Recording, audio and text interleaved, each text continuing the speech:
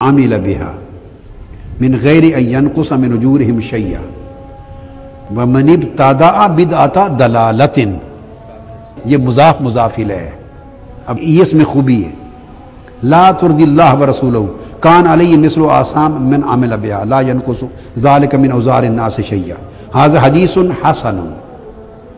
اب یہاں وہی چیز امام ترمذی نے حدیث اور لائے ہیں، جیسے میں نے بتایا بیٹے کہ دو متقابل کو دیکھتے ہیں۔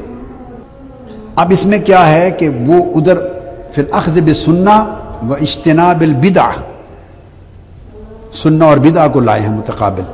اس میں فرمایا آقا علیہ السلام نے کہ جس نے میری سنتوں میں سے کسی سنت کو جو میرے بعد مردہ ہو گئی تھی اس کو زندہ کیا، تو آپ نے دیکھا کہ یہاں لفظ عین سنت کے متقابل لائے ہیں۔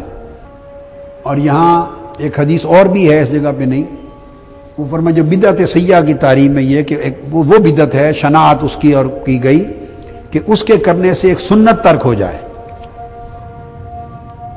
بدعت کی ایک تعریف حدیث میں آئی جس کے ارتکاب سے سنت ترک ہو جائے،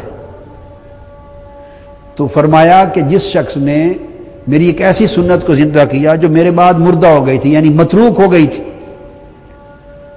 تو آقا علیہ السلام نے فرمایا اس کے لیے اس کا باقی مضمون وہی ہے، اس کا عمل، اس کا اجر، اور پھر باقی جو لوگ اس پر عمل پیرا ہونا شروع ہو جائیں گے ان ساروں کے عمل، ان کے اجر بھی اس کو ملیں گے اجور میں کمی کے بغیر۔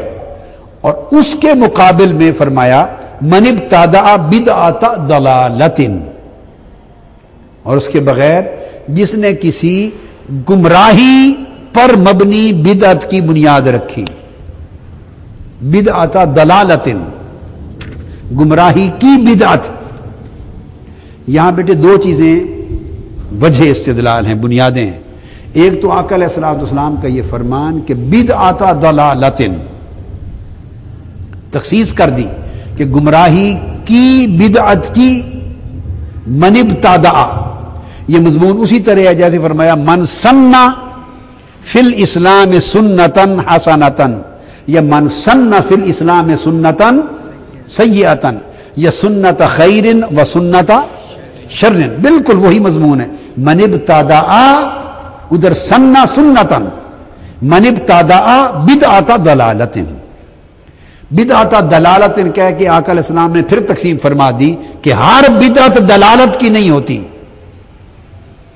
اگر ہر بدعت گمراہی کی بدعت ہوتی تو آقا علیہ السلام اضافت کے ساتھ یہ کلمہ نہ ارشاد فرماتے، ضرورت نہیں تھی اضافت کا کلمہ نہ ہوتا۔ یہاں یہ تو کبھی نہیں کوئی نہیں کہتا کہ عبادت خیرن یا عبادت صالحتن، عبادت حسنتن، صلاۃ خیرن، کہتا ہے کوئی؟ جو چیز خود اپنے معنی میں واضح ہوتی ہے اور اس میں اگر تقسیم کی کوئی گنجائش نہ ہو، اس کے مد مقابل کوئی شے نہ ہو، تو اس میں تو اضافت لگانے کی ضرورت نہیں ہوتی۔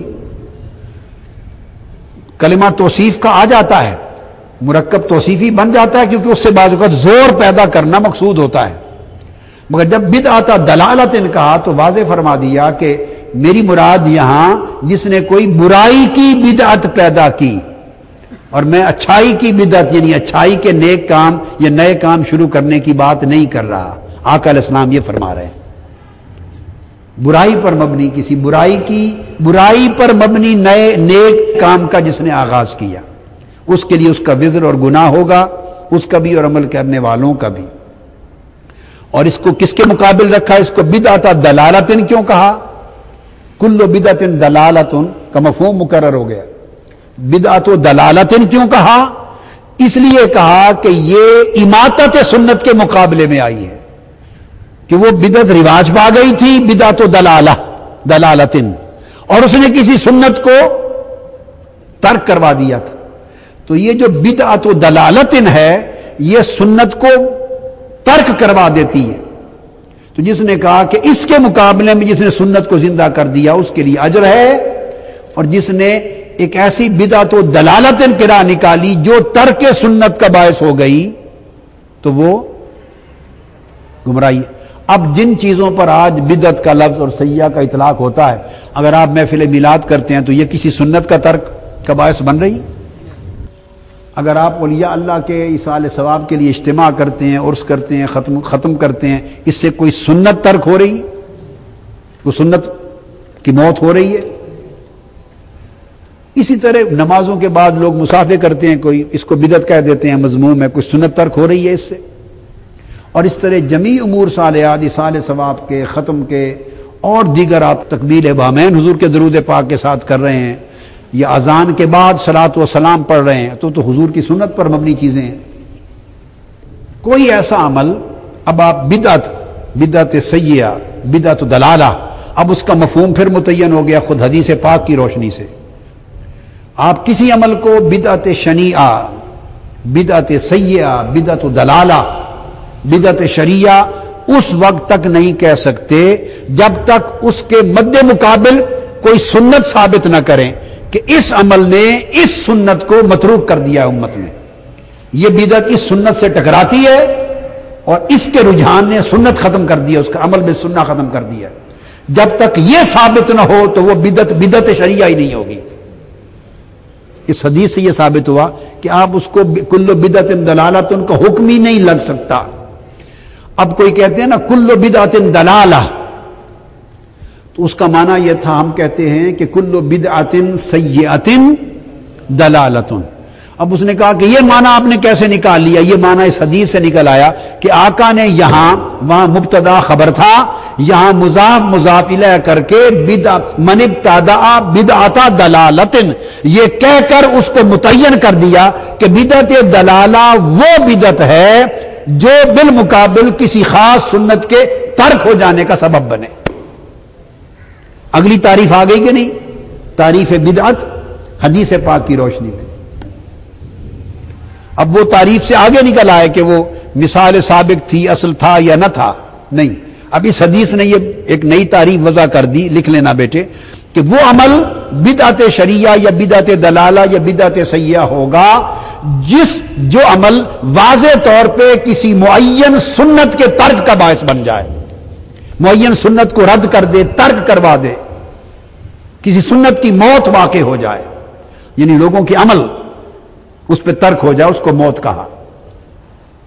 چونکہ ایک طرف آقا نے فرمایا جس نے میری ایک متروک سنت کو جو فوت ہو گئی تھی یعنی ترک کر دی گئی تھی اس کو زندہ کیا، اس کا یہ اجر ہے، اور اس کے بالمقابل آقا علیہ السلام نے فرمایا وَمَنِ ابْتَدَعَ بِدْعَةَ دَلَالَةٍ، اور جس نے بدعت دلالہ کی ابتدا رکھی، ابدا کیا، اس کے لیے یہ گناہ ہے۔ تو دو متقابل آ گئے نا، لہذا یہ تعریف ہوئی اور اس تعریف کو لکھا بھی گیا کتابوں میں۔ وحید الزمان معروف عالم ہیں، اہل حدیث عالم ہیں، انہوں نے اپنی کتاب ہدیۃ المادی میں تعریف نقل کی ہے بدعت کی، کن کی؟ مولانا صدیق حسن خان بھوپالی، وہ بھی اہل حدیث عالم ہیں، صاحب بغیۃ الرائد، عقیدہ میں ان کی کتاب ہے بغیۃ الرائد، تو ان کی تعریف دی ہے۔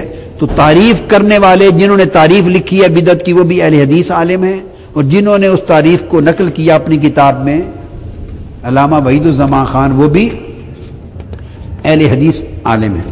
وہ تعریف دیتے ہیں بیٹے، انہوں نے معنی یہ کیا ہے کہ بدعت دلالہ المحرمہ، البدعۃ الدلالۃ المحرمہ ہی التی ترفع السنۃ مثلہا، محرمہ دلالہ بدعت وہ ہے جو اپنی مثل ایک سنت کو اٹھا دے، اس کو ترک کروا دے، وہ بدعت دلالہ ہے جو اپنی مثل اگر اس پر عمل کریں تو اس کی مثل یعنی مد مقابل عین ایک سنت متروک ہو جائے، مرفوع ہو جائے، متروک ہو جائے امت سے، تب تعریف ہے کہ وہ بدعت دلالہ ہے۔ اور آگے کہتے ہیں واللتی لا ترفع شیئا منہا فلیست ہی من البدعہ بل ہی مباح الاصل، اور اگر اس سے خاص سنت ترک نہ ہو بالمقابل تو وہ کہتے ہیں کہ وہ سرے سے بدعت ہی نہیں ہے بلکہ اس میں بدعت کی کوئی شے ہی نہیں ہے کہنے کی، یہ مباح الاصل ہے۔ کیا ہے؟ مباح الاصل، یہ اصلاً مباح ہے، بدعت نہیں ہے۔ یہ تعریف لکھی نواب صدیق حسن بھوپالی، تو گویا انہوں نے جس سے کوئی ایک خاص سنت اس کی مثل مد مقابل ترک نہ ہو اس کو بدعت شرعیہ یا دلالہ ماننے سے انکار کر دیا۔ یہ انہوں نے یہ تعریف